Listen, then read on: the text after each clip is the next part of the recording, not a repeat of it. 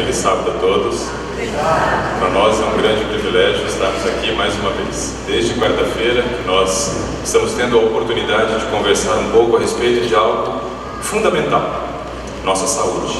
Afinal de contas, em João 10:10 diz que Jesus, ele é o bom pastor e ele veio para que tenhamos vida e vida em abundância. Por isso precisamos conversar sobre saúde. Gostaria de convidar os companheiros de plataforma para que possam tomar assento junto à comunidade, e eu vou ficar aqui. Não que eu quero ser o centro das atenções, mas é que eu não quero ficar de costa para ninguém. Quantos não puderam vir durante a semana? Deixa eu ver as mãos. Um bom número de pessoas. Não tem como recapitular tudo. Não tem como nós recapitularmos tudo, mas eu quero relembrar alguns conceitos importantes que nós comentamos aqui desde quarta-feira. Por exemplo, nós dissemos que o cérebro é o órgão mais importante do nosso corpo. Ele fica na região mais protegida do corpo. Nós somos formados por membros superiores, membros inferiores e 3 cavidades: cavidade abdominal, torácica e o crânio. O crânio é a mais bem protegida e lá encontra-se o nosso cérebro. Ou seja, Deus já colocou o cérebro no lugar mais protegido. O único que pode abrir portas para que o inimigo de Deus tome conta somos eu e você. Também comentamos que o nosso cérebro ele pesa 2% do nosso peso vivo se estamos dentro do peso ideal. Ou seja, uma pessoa de 70 quilos teria um cérebro de aproximadamente 1,4 kg. Esse 1,4 kg, 85% desse peso é formado por água. Ou seja, somente 210 gramas de tecido nervoso tem uma pessoa de 70 quilos. E esses 210 gramas é responsável por mandar em todo o seu organismo. Mas ele tem uma função importantíssima para nós, porque em Romanos capítulo 12, no verso 1, diz que o culto a Deus deveria ser racional. Então a importância de cuidarmos bem do nosso cérebro, porque aí nós teremos a possibilidade de prestar a Deus um culto racional. Isso é fundamental. Também dissemos que o nosso cérebro, enquanto estamos sentados, assim como vocês estão, está gastando 20% de todo o oxigênio que você respira. 20% de todas as calorias que você ingeriu no seu de jejum está sendo gasto pelo cérebro. Ele é o órgão mais ativo do nosso corpo, por isso, quando eu não tenho um bom estilo de vida, o primeiro a sofrer é meu cérebro. E automaticamente isso influencia nas minhas decisões, nas minhas escolhas. Então é de fundamental importância que tenhamos um estilo de vida saudável. Por quê? Quando o corpo fica doente, o cérebro é afetado. Afinal de contas, comentamos também durante essa semana de que o cérebro e o intestino são formados pelo mesmo tecido no período embrionário. Você forma o tubo neural nas primeiras semanas de vida do embrião, e esse tubo neural vai dar origem ao cérebro e ao intestino. Então existe uma comunicação direta entre aquilo que cai no intestino e o cérebro. Existem neurônios que fazem a ligação direta entre intestino e cérebro. E hoje a ciência já considera o intestino como sendo o segundo cérebro. Daí comentamos a importância de que nós tivéssemos um bom trânsito intestinal e fizéssemos ainda mais algumas coisas para que fosse produzido no intestino o hormônio da felicidade, chamado serotonina. Então existem passos importantes que precisamos seguir. Bom, de tudo isso que nós falamos durante a semana, o mais importante é entender que nós estamos trabalhando com saúde total. E dentro da saúde total, nós precisamos enfatizar os 4 pilares da saúde. Já que nós estamos falando de pilares no domingo, vamos falar de pilares hoje também. Os 4 pilares da saúde são saúde física, saúde mental, saúde espiritual e saúde social. Precisamos cuidar de tudo isso. E existe uma ligação direta entre qualquer um desses tipos de saúde com os outros. Quando um é afetado, o outro se ressente também.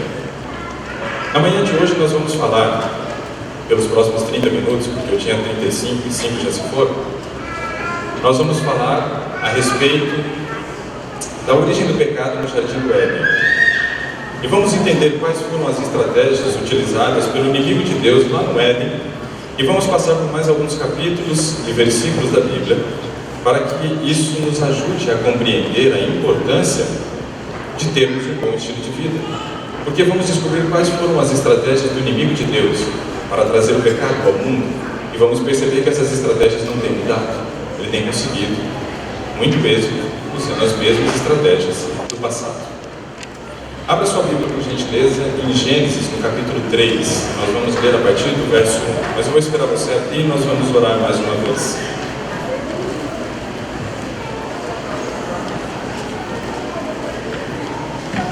Enquanto você vai abrindo sua Bíblia, eu espero que esse momento de recapitulação de 5 minutos tenha pelo menos ajudado você a compreender um pouquinho daquilo que nós temos trabalhado desde quarta-feira.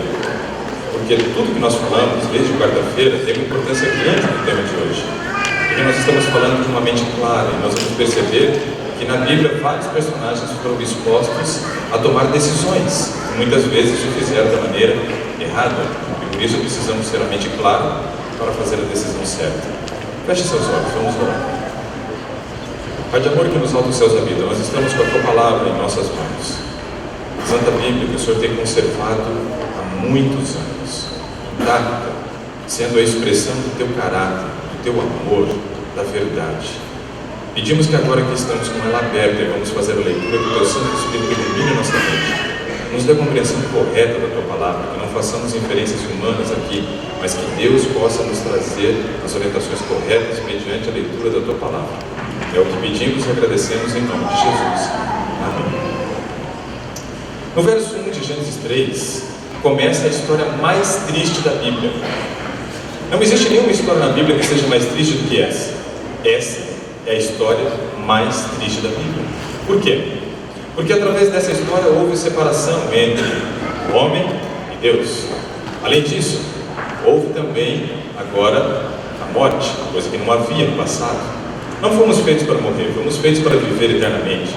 E por isso, toda a Bíblia foi escrita em cima dessa história, para que realmente nós possamos compreender de que a morte que foi instituída através do pecado no Éden pode ser repetida através do sangue de Cristo derramado na cruz. Se essa é a história mais triste, quais foram as estratégias que o inimigo de Deus utilizou para fazer o primeiro casal pecar? Em Gênesis 3 começa dizendo o seguinte: mas a serpente mais sagaz que todos os animais selváticos que Deus havia feito, disse à mulher. Aqui tem algo importante para nós. Qual era a diferença da serpente do passado para a serpente do presente? Da cobra. Ela tinha asas no passado. Ela não rastejava sobre o seu ventre, coisa que depois do pecado foi dito que ela faria. Mas aqui diz que ela fez algo a mais ainda. Diz que ela falou. E quando ela falou, na verdade é Satanás que está falando. E o que ele fala? É assim que Deus disse: não comereis de toda a árvore do jardim. Era isso que Deus tinha dito? Sim ou não? Não. Então, se não era isso que Deus tinha dito, o que a serpente estava fazendo naquele momento com a verdade? Distorcendo. Então, a primeira estratégia do inimigo de Deus, do diabo, para fazer os filhos de Deus, os homens, pecarem, é distorcer a verdade. Por isso existem mais de 40 mil igrejas cristãs no mundo, em cima de apenas uma única Bíblia. Por quê? Porque elas são muitas vezes instituídas em cima de distorções. Satanás já desde o Éden trabalhou para distorcer a verdade, porque não era isso que Deus tinha dito, e ele mentiu, distorcendo a verdade. E quando ele distorce a verdade, qual é o propósito dele? Gerar na cabeça de Eva o quê? Dúvida. Então a primeira estratégia de Satanás é distorcer a verdade, para atingir a sua segunda estratégia, que é trazer dúvida. Só que Deus nos fez um ser racional, criado à sua imagem e semelhança. Se olharmos para Gênesis capítulo 1, verso 26, vamos encontrar isso. Volte uma página da sua Bíblia, talvez duas. Também disse Deus: façamos o homem à nossa imagem, conforme a nossa semelhança. Fomos criados à imagem e semelhança de Deus. E ao sermos criados à sua imagem e à sua semelhança, fomos dotados com uma capacidade que nenhum outro ser criado por Deus recebeu, que é a capacidade de agir pela razão. Veja como Eva responde. Respondeu-lhe a mulher: do fruto das árvores do jardim podemos comer? Ela conhecia então o que era certo? Sim ou não? Ela conhecia o que era certo, mas ela conhecia o que era errado? Sim também. Ninguém precisa errar para saber que está errado. Se ele souber o que é certo, por exclusão, ele sabe o que é errado. Você precisa passar no semáforo vermelho e receber uma carta do Detran na sua casa para saber que era errado passar no semáforo vermelho? Sim ou não? Por exclusão, nós já sabemos qual é o erro. Eu tenho um amigo que diz assim: eu não sei o que o Detran tem comigo, mas todos os anos ele me manda um cartão postal no início do ano. Porque ele viaja e sempre acaba tomando uma ou mais multas e recebe lá na casa dele. Mas ele sabe que ele está fazendo coisa errada, ele não precisa receber a multa para ser alertado. Eva não precisava pecar para saber o que era o pecado. Simplesmente conhecendo a verdade, por exclusão, você sabe o que é errado. Então ela respondeu, dizendo que dos frutos das árvores do jardim eles podiam comer, mas do fruto da árvore que está no meio do jardim, disse Deus, dele não comereis, nem tocareis nele, para que não. Nesse momento, Eva demonstrou que estava com dúvida, sim ou não? O que vocês acham? Sim ou não? Quem acha que sim? Levante a mão, por gentileza. Eu também acho. Quem acha que não? E os demais acham o quê? Eu gerei dúvida na cabeça de vocês? Olha, isso é estratégia do inimigo, cuidado. Claro que ela estava com dúvida, e é muito fácil entender isso quando ela diz o seguinte: dele não comereis, nem... Onde está escrito tocareis na Bíblia? Quando Deus havia dito que não podia tocar no fruto? Em lugar nenhum. Deus havia dito que não podia comer do fruto. E quando ela acrescenta algo naquilo que Deus já havia dito, é uma demonstração clara de que ela estava com dúvida. E Satanás então percebeu de que ele estava tendo sucesso no seu plano. Ele distorceu a verdade, gerou dúvida. Agora o que acontece na sequência? No verso 4, então a serpente disse à mulher: é certo que não morrereis. Mais uma vez distorce a verdade. Porque Deus sabe que no dia em que dele comerdes, se vos abrirão os olhos e como Deus sereis conhecedores do bem e do mal. O que está acontecendo aqui agora? A próxima estratégia de Satanás está em curso. Ele distorceu a verdade, ele gerou dúvida, e o que ele faz agora? Ele oferece uma vantagem em pecado. Ele diz que se ela comesse daquele fruto, os olhos dela seriam abertos, e ela seria conhecedora do bem e do mal, como Deus, coisa que ele não havia lhe dado. Então Satanás ele vai trabalhar com a distorção da verdade, gerar dúvida e oferecer uma vantagem em pecado. Uma vantagem em pecado. Veja agora o verso 6. Vendo a mulher que a árvore era boa para se comer, agradável aos olhos e árvore desejável para dar entendimento, tomou-lhe do fruto e comeu, e deu também ao marido, e ele comeu. Aqui nós encontramos mais duas estratégias. Mais duas. Uma delas é o seguinte: Satanás usa também os nossos sentidos. Veja bem, vendo, visão. A mulher que a árvore era boa para se comer, agradável aos olhos e desejável para dar entendimento, tomou-lhe do fruto. Qual? Tato. E comeu. Paladar. Mas quando você come um alimento, você também sente o seu cheiro. Quando você vai dar remédio ruim para os filhos, qual é a sugestão? Tampar o nariz. Porque quando você tampa o nariz, você diminui a sensibilidade do paladar. Sentir o olfato daquilo que você come faz parte de você sentir o gosto também. E quando você tampa o nariz, você diminui. Agora, se o fruto era agradável aos olhos, desejável para dar entendimento, vocês acham que Eva comeu com o nariz tampado? É óbvio que não.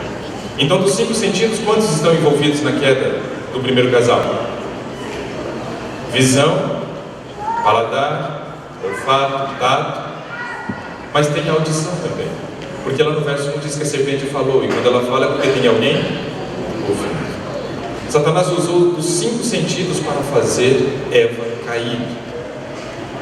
E Ellen White explica para nós de uma maneira muito clara que os nossos sentidos são as janelas da alma, ou seja, Deus colocou o cérebro na região mais protegida do corpo, mas somente eu e você, através dos sentidos, temos a possibilidade de abrir essas janelas. Eu e você que podemos abrir brechas para o inimigo tomar conta da nossa mente. Mas aqui ainda tem a 5ª estratégia.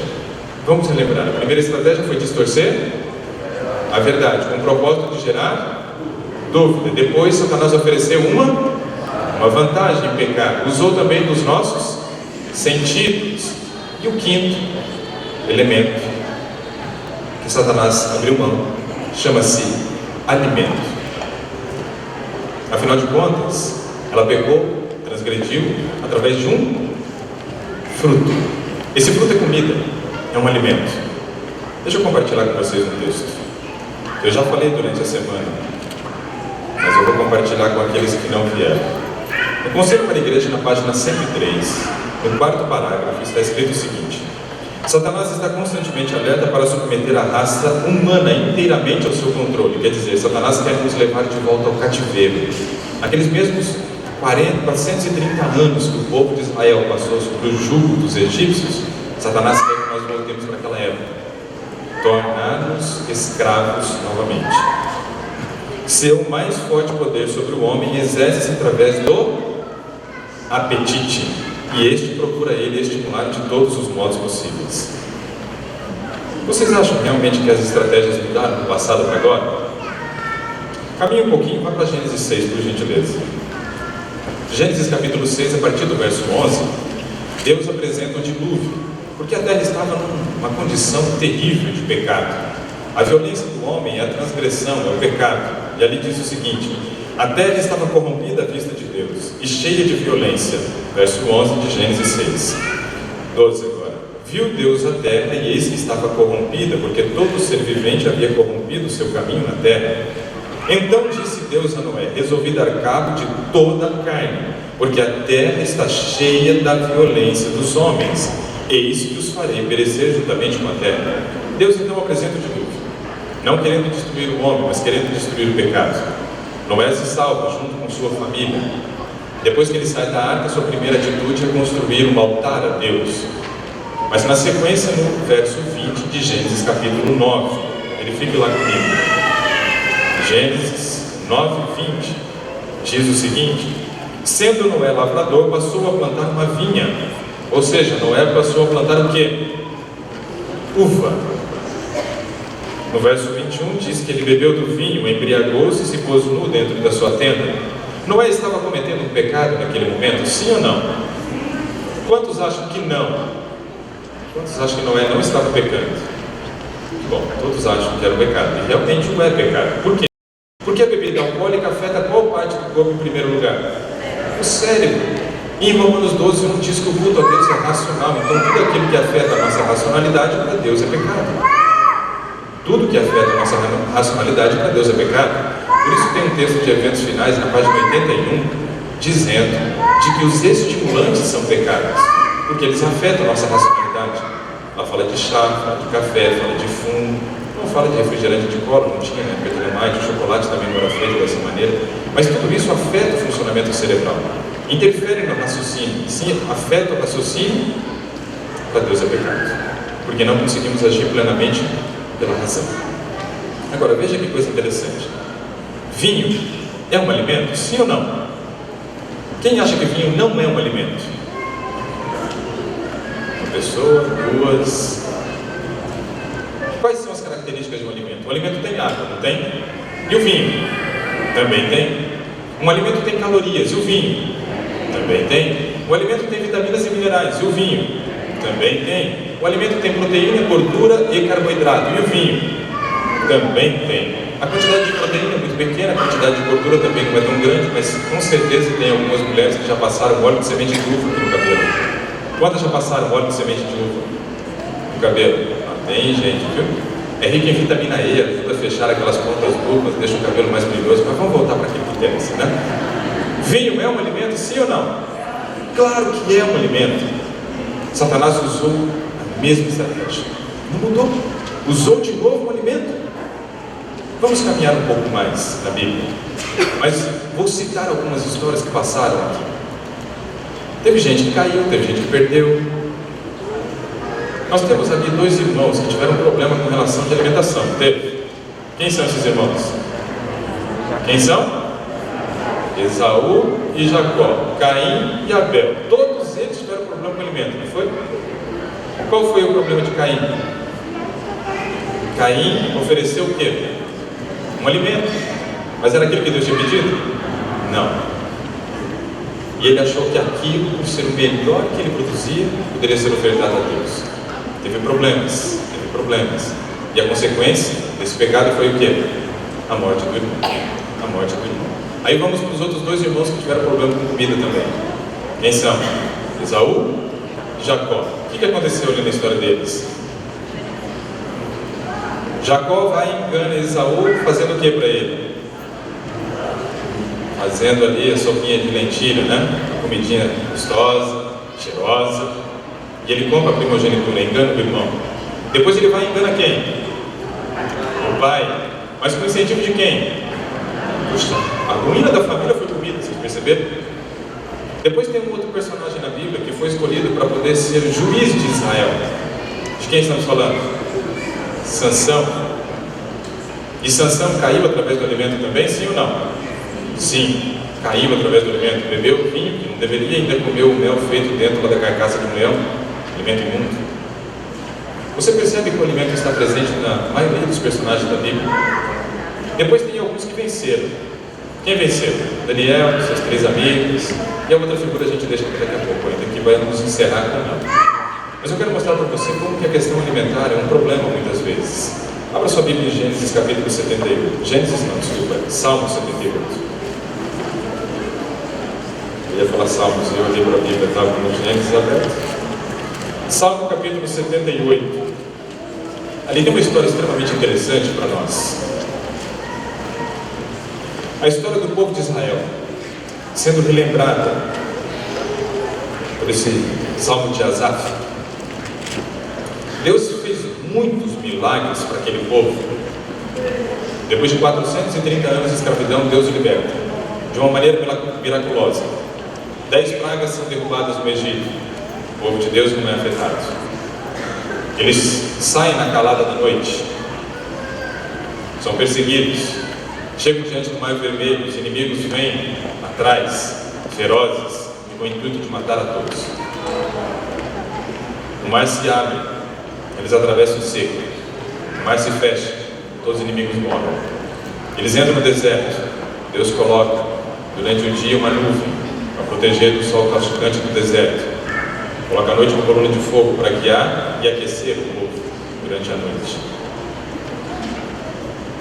Acaba a comida, Deus manda maná. O maná cai todos os dias da semana, exceto no sábado. Todos os dias pegando porção dobrada, estraga. Na sexta-feira pega porção dobrada, não estraga. Acaba a água, Deus tira a água da rocha. Acaba a água de novo, Deus transforma águas amargas em águas doces. Aparece uma praga de serpentes, Deus manda fazer uma serpente, levantar, resolve o problema. Era muito milagre, não era? É claro que a atitude de você ter acordado hoje e aberto os seus 2 olhos é um presente de Deus e é um milagre também. Só que eles tinham isso e muito mais. Mas aquele povo era rebelde? Sim ou não? Só uma perguntinha. E eu e você? Pois é. Nós temos a história. Nós não vemos a manifestação de Deus talvez tão clara como eles viram. Mas nós temos as histórias. Será que nós não cometemos os mesmos erros? Veja a atitude desse povo. O verso 17 lá no Salmo 78 diz assim, depois de apresentar ali vários milagres, o verso 17 de Salmo 78 diz assim: mas ainda assim prosseguiram em pecar contra ele. É um pecado, o povo está pecando. E se rebelaram no deserto contra o Altíssimo. 2 pecados em um verso só. Vem por atacado. O verso 18: tentaram a Deus, outro pecado. No seu coração pedindo alimento que lhes fosse do seu gosto, outro pecado. Porque eles queriam satisfazer o gosto de quem? Deles. E nós precisamos compreender de que a vontade de Deus tem que prevalecer na nossa vida. É um ato de rebeldia quando eles querem satisfazer o seu gosto. Estão se rebelando contra Deus. O verso 19: falaram contra Deus, pecado de novo, dizendo: pode acaso Deus preparar-nos uma mesa no deserto? Desafiaram a Deus, pecado de novo. 3 versos, 6 pecados. Estava fácil a situação deles, né? Mas nós não somos diferentes, é isso que nós precisamos compreender. A história continua mais um pouco, mas eu quero correr contigo agora para o verso 27. Olha o verso 27. Eles pediram aquilo que era do seu gosto. Eles queriam carne. Também fez chover sobre eles carne como poeiras e voláteis como areia dos mares. Sabe o que é volátil? As mulheres conhecem o termo volátil muito melhor do que os homens. Quando elas abrem a acetona e esquecem a acetona aberta por alguns minutos, o que acontece? Tchau, acetona. Volatilizou. Tchau. O termo volátil aqui faz referência à quantidade de codornas que já haviam pousado no chão e a quantidade de codornas que não achavam lugar para pousar. E elas se sentavam nas costas das codornas que já estavam no chão e levantavam o voo de novo. Era volátil, não achavam lugar para se acomodar, de tanto que Deus mandou. Eles pediram, tentaram a Deus, quiseram satisfazer o seu gosto, mas de tanto insistir, Deus mandou. Ainda diz no verso 28, fê-los cair no meio do arraial deles, ao redor de suas tendas. E o verso 29 tem algo extremamente importante para compreendermos. Então comeram e se fartaram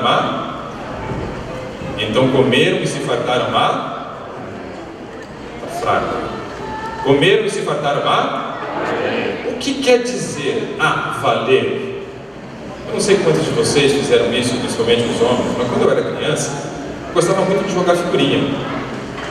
Figurinhas da Copa do Mundo. Tinha uma época lá que tinha umas figurinhas da Amazônia, um chiclete. Eu enfiava 4, 5 chicletes na boca, mas só para pegar as figurinhas para jogar. E quando a gente ia brincar, nós batíamos a figurinha primeiro sem valer, para treinar. E depois chegava um certo momento que a gente dizia, agora é a valer. E aí começava a competição. Quando você vê o termo comeram e se fartaram a valer, dá a impressão de que eles estavam competindo entre si, para ver quem comia mais. Igual quando tem aquelas competições para ver quem come mais cachorro-quente nos Estados Unidos. Vocês já devem ter visto na televisão uma competição dessa. Como é horrível. Eles não mastigam, eles vão empurrando com o dedo aquele cachorro-quente goela abaixo, tomam refrigerante para ajudar a tentar descer. Muitas vezes volta o laço, o refrigerante volta pelo nariz. É coisa horrorosa. E é dessa forma que o povo de Deus se comportou.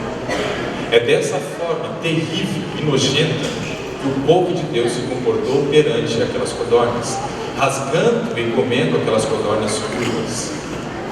A Bíblia diz que cada um juntou para si 40 quilos de codorna. Eu fico pensando em que freezer que eles guardaram essas codornas. Aonde ia guardar 40 quilos de carne no deserto? Tinha onde, apesar que o deserto à noite é quase uma geladeira. Mas não tem onde. Isso mostra o quê? Rebeldia. De que aquele povo estava preocupado em satisfazer seus desejos e não aceitar o plano de Deus para a vida deles. Mas querendo ou não, esse povo tem caído através do quê? Alimentos. O texto ainda continua dizendo, pois lhe fez o que desejava, porém não reprimiram o seu apetite, ou seja, deixaram ser dominados pelo apetite. Nós lemos no Conselho para a Igreja, na página 103, no quarto parágrafo, dizendo que a estratégia mais poderosa do inimigo de Deus contra os filhos de Deus é o apetite, e este ele procura estimular de todos os modos possíveis. Imagina como que deve ser triste para Deus ver os seus filhos caindo através do apetite desde o Éden, e nos dias de hoje também. Porém não reprimiram o apetite, tinham ainda na boca o alimento, quando se levou contra eles a ira de Deus, e entre os seus mais robustos semeou a morte, e prostrou os jovens de Israel. Aí você pensa, agora eles vão mudar. Foi uma grande lição, foi terrível ver aquele povo morrendo, engasgado, entalado, com carne na boca, crua, satisfazendo seus desejos. Aí você pensa, agora eles mudaram. Leia o próximo verso comigo, 32. Sem embargo disso, continuaram a pecar e não creram nas suas maravilhas. Deus tem mostrado para nós, nesta manhã, quais são as estratégias do inimigo para nos fazer pecar. E realmente a questão alimentar, ela tem um peso muito grande. Ela tem um peso grande. E nós devemos tomar um cuidado muito grande com aquilo que nós colocamos na nossa mesa. Porque isso está diretamente ligado ao bom funcionamento do nosso corpo.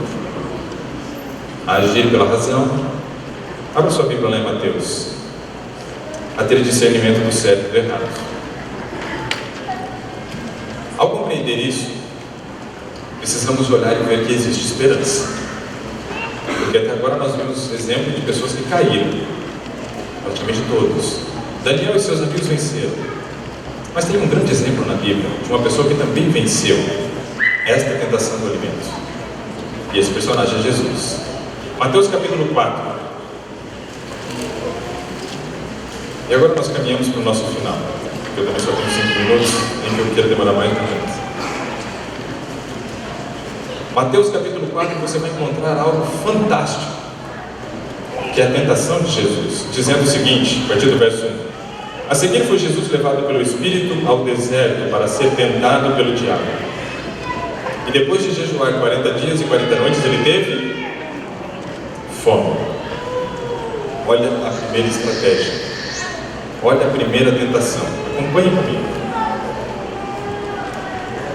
Então, o tentador, aproximando-se, lhe disse: se és filho de Deus. Quando nós estudamos a Bíblia, nós encontramos na Bíblia 5 colunas da verdade. Quais são as 5 colunas da verdade? Me ajuda. Deus o Pai, Deus o Filho, Deus o Espírito Santo, o que mais? A Bíblia e os 10 mandamentos. Nós lemos estudo bíblico inicial lá, primeiros passos. São 5 colunas da verdade. Então quer dizer que Jesus é a verdade. Mas quando Satanás aparece para ele e diz: se tu és filho de Deus, o que ele fez com a verdade naquele momento? Distorceu a verdade, colocando em xeque quem era Jesus, com o propósito de gerar o que na mente de Cristo? Dúvida. Está mudando as estratégias de Gênesis para cá? Do Éden para o deserto? Não. A sequência tem sido a mesma. Distorço a verdade, tento gerar dúvida, vou oferecer uma vantagem. Vamos ver lá. Se és filho de Deus, manda que estas pedras se transformem em pães. Era uma vantagem? Ele estava com o que? O verso anterior diz. Era uma vantagem ou não? Claro que era uma vantagem. Distorceu a verdade, gerou dúvida, ofereceu uma vantagem. Agora, nós vimos lá que usava os sentidos. Satanás está usando os sentidos de Cristo aqui ou não? Sim ou não? Claro que sim. Ele toca em Jesus, ele fala com Jesus, ele faz Jesus pensar em alimento depois de 40 dias. É possível você sentir o gosto do pão. Se você ficar algumas horas sem comer e pensar em pão, você pode sentir o gosto, sentir o cheiro. Ele está usando os sentidos de Jesus. Não mudou nada do Éden. E usou também o alimento para transformar as pedras em pães. Mudou as estratégias? As estratégias mudaram? Não mudou nada. Mas aí nós aprendemos como vencer. Porque Jesus responde de que maneira? Está escrito: não só de pão viverá o homem, mas de toda palavra que procede da boca de Deus. Jesus explica que nós precisamos abrir mão de fazer aquilo que é do nosso agrado para fazer o que é do agrado de Deus. E onde nós encontramos o agrado de Deus para a nossa vida? Em sua palavra. Por isso está escrito. Ali, na Bíblia, nós vamos encontrar as melhores escolhas que podemos fazer para a nossa vida. Mas tem um detalhe importante. Qual foi a segunda tentação aqui no livro de Mateus? Então o diabo levou a cidade santa, no verso 5, colocou sobre o pináculo do templo, e ali continua. Aonde mais nós encontramos as tentações de Jesus sendo descritas? Além de Mateus, elas estão em Lucas. Vamos para Lucas. Abra em Lucas capítulo 4 também. Lá você encontra a tentação de Jesus. E ela começa dizendo assim: Jesus, cheio do Espírito Santo, voltou do Jordão e foi guiado pelo mesmo Espírito no deserto. Durante 40 dias, sendo tentado pelo diabo. Nada comeu naqueles dias, ao fim dos quais teve fome. Disse-lhe então o diabo: se és filho de Deus, manda que essas pedras se transformem em pão. Mas Jesus lhe respondeu: está escrito, não só de pão viverá o homem. E, elevando o olho, num momento, mostrou todos os reinos do mundo. Tem diferença entre as tentações de Mateus e Lucas? Qual era a segunda tentação lá de Mateus? O pináculo do templo. Qual é a segunda tentação em Lucas? O monte, contemplar todos os reinos do mundo. Isso quer dizer que a segunda tentação de Mateus é a terceira de Lucas.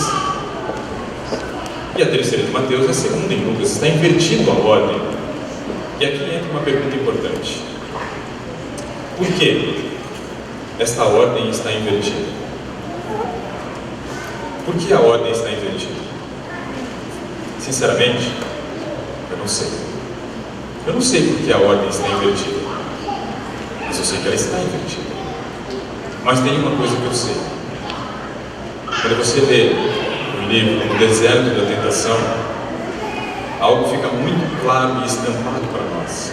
Quando Ellen White diz o seguinte: onde tropeçou o primeiro Adão, precisava prevalecer o segundo Adão. O pecado de Adão no Éden foi através de um alimento. A primeira tentação de Jesus tinha que ser um alimento. E Ellen White ainda descreve: depois de vencida a primeira tentação, Jesus se gabarita como o verdadeiro Cristo. Ou seja, ele venceu onde o homem tropeçou. E eu e você tropeçamos quantas vezes ao dia na tentação do alimento? Na busca de satisfazer o nosso paladar, de satisfazer os nossos desejos. Jesus teve uma vida inteira e não tropeçou. Eu e você tropeçamos mais de uma vez ao dia, geralmente na questão alimentar. Mas existe uma esperança para nós. E essa esperança se encontra-se em Marcos, capítulo 10, verso 27, quando diz assim: Jesus, fitando em nós os olhos, nos diz: para vocês homens é impossível, contudo não para Deus, porque para Deus todas as coisas são possíveis. Nós podemos sim vencer a tentação do alimento aqui nessa terra, mudar o nosso paladar, mudar os nossos hábitos alimentares. Mas mais interessante do que isso, para fechar agora, também você abriu a sua Bíblia em Apocalipse 3, verso 20. Esse é o meu verso predileto da Bíblia. Eu gostava demais desse verso quando eu começava a ler e via o seguinte: eis que estou à porta aí, bato. É tão lindo você olhar e ver que Jesus não arromba.